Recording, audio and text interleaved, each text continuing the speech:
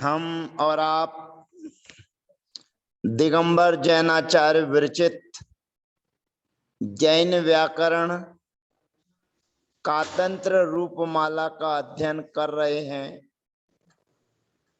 और इस कातंत्र रूपमाला के अध्ययन में द्वितीय सोपान लिंग प्रकरण हमारा चल रहा है और इस लिंग प्रकरण में नपुंसक लिंग स्वरांत प्रकरण हमारे बीच में है।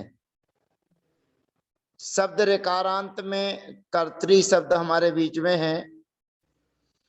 पूर्व में हमने खलपू दीर्घ उकारांत शब्द के प्रयोग सिद्ध किए थे।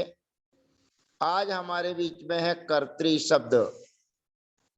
इस कर्तरी शब्द के प्रथमा विभक्ति में, द्वितीय विभक्ति में और संबोधन में कोई परिवर्तन नहीं होता है। जो नपुंसक लिंग में जिस प्रकार से जो शब्द चलते हैं उसी प्रकार से चलेंगे। तादि विभक्तियों के आने पर तादो भाषित पुंसकम लगने से इसके दो प्रयोग हमें देखने में आएंगे। एक नपुंसक लिंग में नामिनः स्वरे सूत्र से नुम का आगम होगा और भाषित तादो भाषित पुंसकम होगा सूत्र के माध्यम से भाषित पुंसक होने से पुल्लिंग में रूप चलेंगे। पुल्लिंग में जिस प्रकार से पूर्व में रूप हम चला के आए हैं वो ही रूप पुनः हमारे बीच में रहेंगे। कर्तरी शब्द नपुंसक लिंग में सी और अम ये दोनों विभक्तियां हम लेकर आते हैं और सी और अम जब एक साथ दोनों विभक्तियां आती हैं तो सूत्र लगता है नपुंसकात् सिमर लोपो न च तदुक्तम।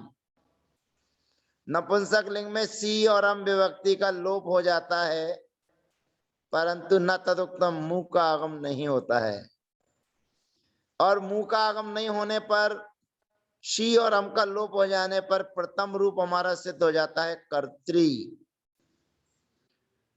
द्विवचन में औ विभक्ति के आने पर औरीम, औ के स्थान पर दीर्घ ई आदेश होता है और ये स्वर वाली विभक्तियां हैं और स्वर वाली विभक्तियां होने के कारण नामिनः स्वरे सूत्र से नू का आगम हो जाता है और नू का आगम होने के बाद में कर्तरी शब्द में रिरी है, रिरी के बाद में ना है तो रसरी वर्णे व्याणोण मंत्या स्वर हेव कवर्ग पवर्गांतरोपी सूत्र के माध्यम से जो नू का आगम हमने किया था जो ना है उसके स्थान पर ना आदेश हो जाएगा और व्यंजन मत्स्वरम परवर्णम नयत लगाएंगे तो द्विवचन में प्रयोग बनेगा कर्तृणी।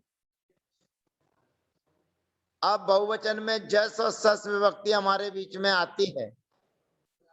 जस और सस विभक्ति के आने पर जस ससो नपुंसके, नपुंसक लिंग में जस और सस की गुट संज्ञा होती है।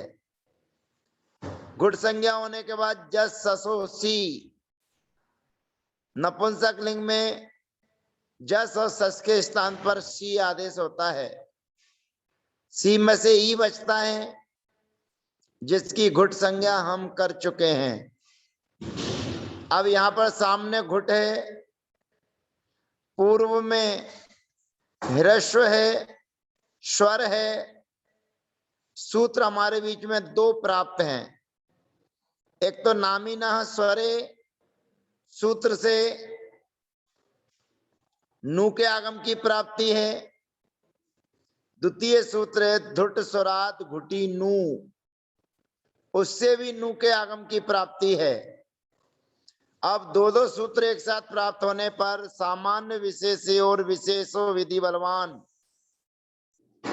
सूत्र के माध्यम से, परिभाषा के माध्यम से धुट स्वरात घुटी नू केवल घुट विभक्ति के लिए नु का आगम करता है, और नामिना स्वरे स्वर वाली विभक्तियों के लिए नु का आगम करता है। ये सामान्य सूत्र कहलाया।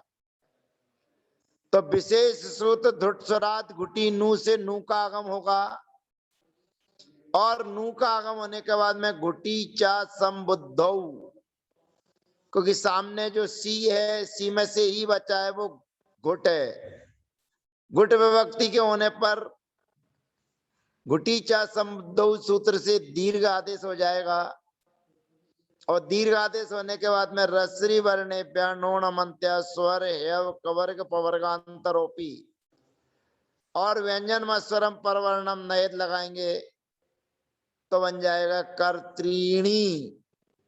अब यहाँ पर फिर ध्यान रखना है कि जो द्विवचन में है उसमें रिरी छोटी है और नी बड़ी है, और जो बहुवचन है उस बहुवचन में नी छोटी है और रिरी बड़ी है, दीर्घ है। संबोधन में भी पूर्व की तरह दो दो रूप हमारे बनते हैं।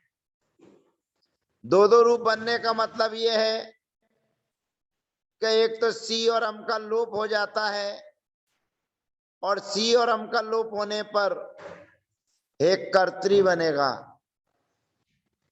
और जहां नपुंसक लिंग में सी विभक्ति के आने पर पूर्व के समान कार्य करना है, तो पूर्व के समान कार्य करने पर कर्त्री शब्द के सामने सी विभक्ति आएगी संबोधन में, और सी विभक्ति के आने पर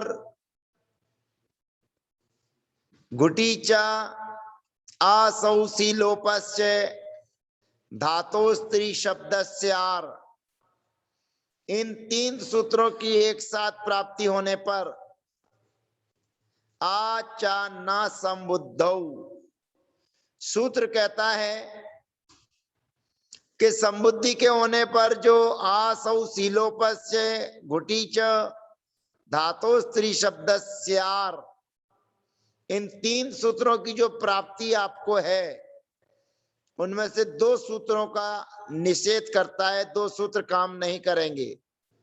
अर्थात आ सौ सीलोपस्य से आ नहीं होगा, और धातो स्त्री शब्द से आर भी नहीं होगा। तो क्या होगा? कहते घुटी च, घुटी च से अर आदेश होगा, रिरी के स्थान पर अर, कर्तृ अर, और उसके बाद में शी। अब रा है, रा के सामने सी है, रा व्यंजन है, तो रा व्यंजन के सामने सी विभक्ति के होने पर व्यंजनाच्य सूत्र से सी का लोप हो जाएगा, और जो अर आदेश किया था जो रा है उस रा के स्थान पर विसर्ग आदेश हो जाएगा, रेप सोर विसर्जन। यहां तो संबोधन में बनेगा हे कर्ता, हे कर्त्री, हे कर्ता। द्विवचन में हे कर्त्रीणी, बहुवचन में हे कर्त्रीणी, और द्वितीया के एक वचन में कर्त्री, कर्त्रीणी, कर्त्रीणी। अब तृतीया विभक्ति के एक वचन में टा विभक्ति आती है, और टा विभक्ति के आने पर टादौ भाषित पुंसकम सूत्र के माध्यम से इसको पुल्लिंग में भी रूप चलाएंगे। विकल्प से टादौ भाषित पुंस होने के कारण इसके नपुंसक लिंग में भी चलेंगे और पुल्लिंग में भी चलेंगे। नपुंसक लिंग में नामिना स्वरे सूत्र से नू का आगम हो जाएगा, और टा में से आ बचेगा, योनुबंधो प्रयोगी से टा का अनुबंध लोप हो जाएगा, तो बनेगा अब नाम रसरी वर्णेभ्य नो नमंत्या स्वर हेव कवर्ग पवर्गांतरोपी, तो बन जाएगा कर्त्रीणा। ये नपुंसक लिंग में बना कर्त्रीणा।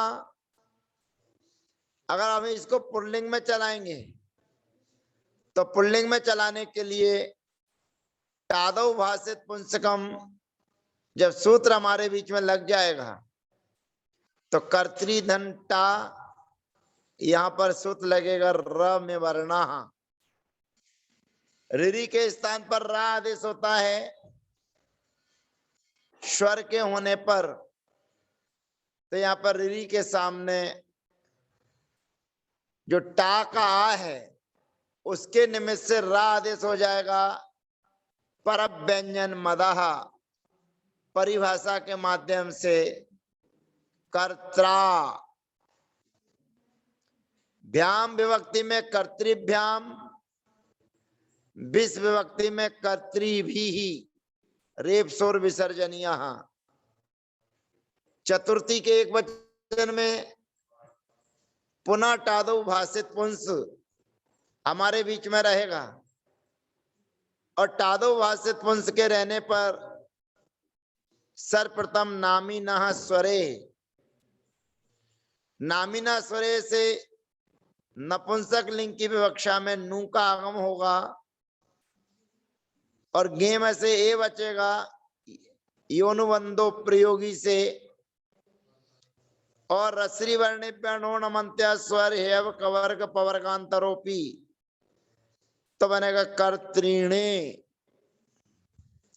और उसके बाद में भाषित पुंसकम कहने से, टादौ भाषित पुंसकम कहने पर रसरी वर्णा, र में वर्णा, सूत्र से रिरी के स्थान पर रा आदेश हो जाएगा तो बनेगा हे बनेगा कर्त्रे। भ्याम विभक्ति में कर्तृभ्याम, भ्यस विभक्ति में रेप सुर विसर्जनीय से कर्तृभ्या। अब घसी विभक्ति आएगी घसी, घसी में से अस बचेगा योनुबंधो प्रयोगी से, नपुंसक लिंग की विवक्षा में नामिनः स्वरे और रसरी वर्णेभ्य नोणमन्त्या स्वर हेव कवर्ग पवर्गांतरोपी, सूत्र के माध्यम से नाकोणा आदेश हो जाएगा तो बनेगा कर्तृणा।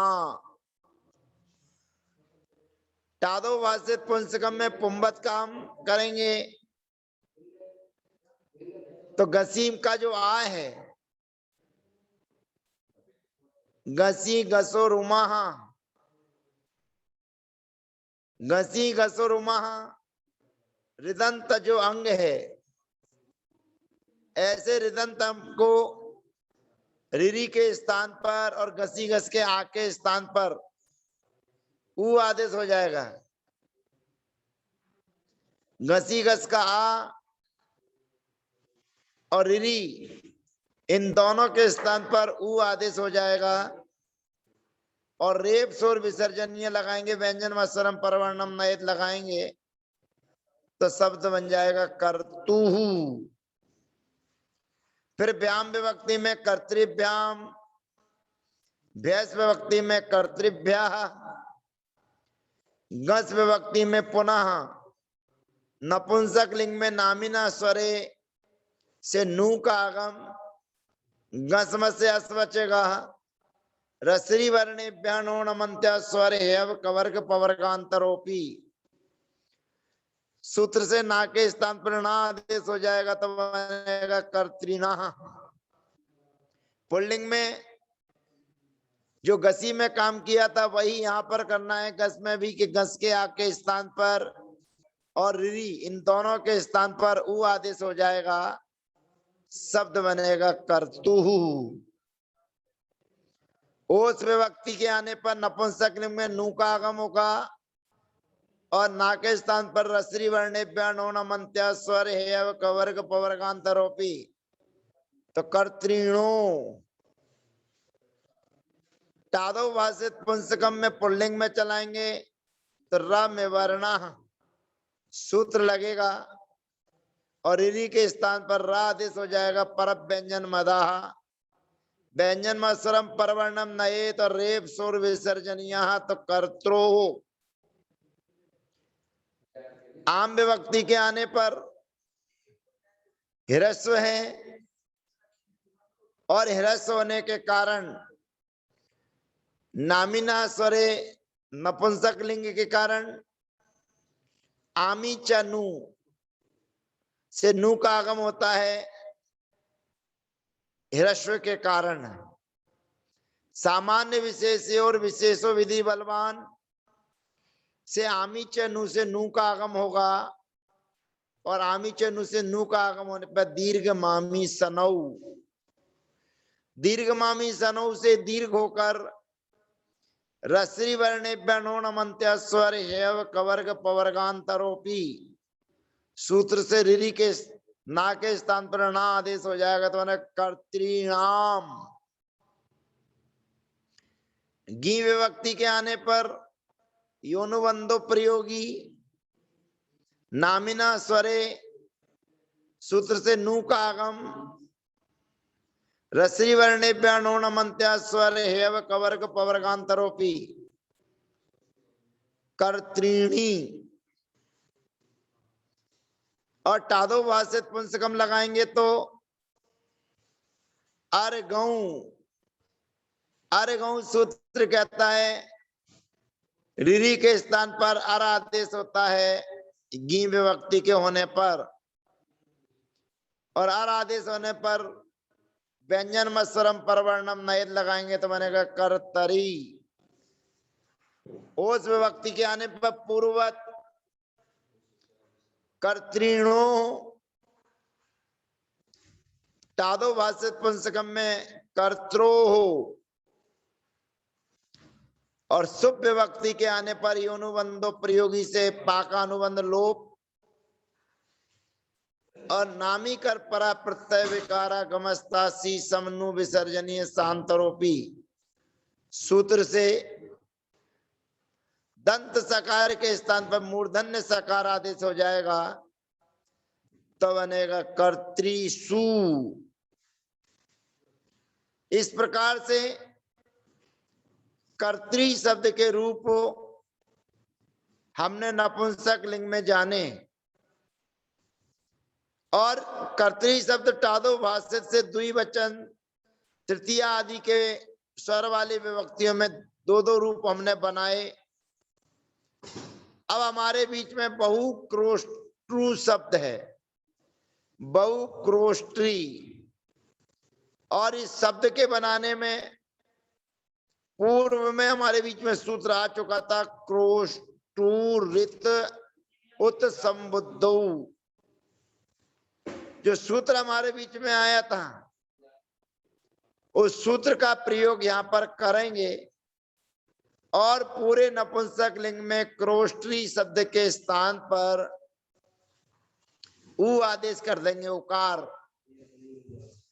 और उकार आदेश होने पर प्रथमा द्वितीय और संबोधन में भानु शब्द के समान प्रयोग सिद्ध होंगे, और टादो भाषित पुंबत्वा लगाएंगे कि पुल्लिंग में वैकल्पिक रूप रहता है, और वैकल्पिक रूप होने के बाद टादी विभक्ति के आने पर टादौ स्वरे वाह, यह सूत्र भी अपना काम करेगा, और ये सूत्र काम करने पर इस क्रोष्टी शब्द के तीन रूप हमारे बीच में देखने के लिए मिलेंगे। उन तीन रूपों की चर्चा करने के लिए क्रोष्टी शब्द हमारे बीच में आएगा अगले सत्र में। आज हम ऋकारांत शब्द कर्तरी शब्द की चर्चा करके आज के सत्र को विराम देते हैं। अगले सत्र तक के लिए जय जिनेन्द्र, वंदना, सबका यथायोग अभिवादन।